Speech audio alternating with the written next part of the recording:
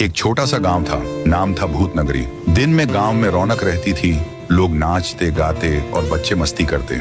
लेकिन जैसे ही रात के 12 बजते गांव एकदम सुनसान और शांत हो जाता। हर रात एक अजीब सी आवाज गूंजती थी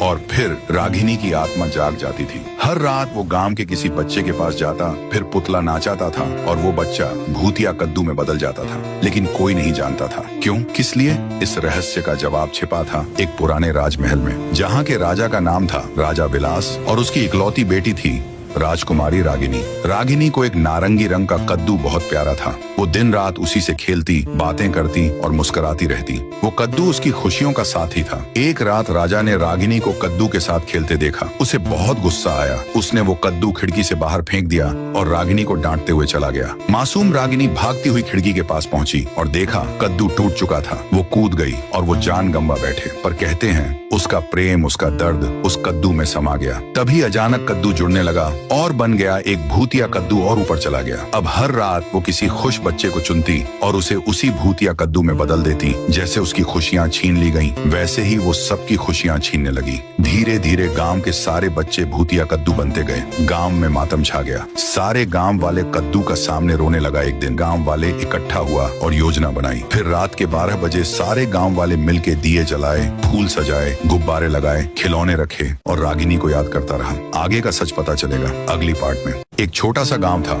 नाम था भूत नगरी। दिन में गांव में रौनक रहती थी, लोग नाचते गाते और बच्चे मस्ती करते। लेकिन जैसे ही रात के 12 बजते गांव एकदम सुनसान और शांत हो जाता। हर रात एक अजीब सी आवाज गूंजती थी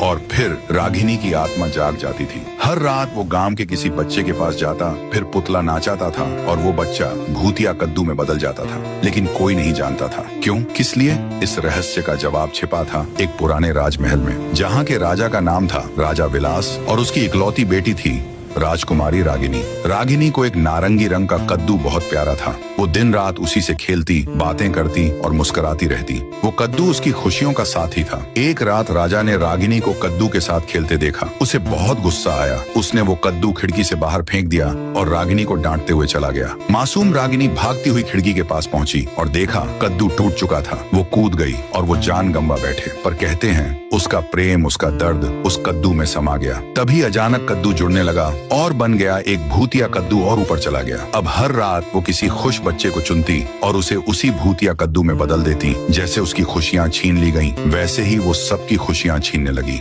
धीरे धीरे गांव के सारे बच्चे भूतिया कद्दू बनते गए। गांव में मातम छा गया। सारे गांव वाले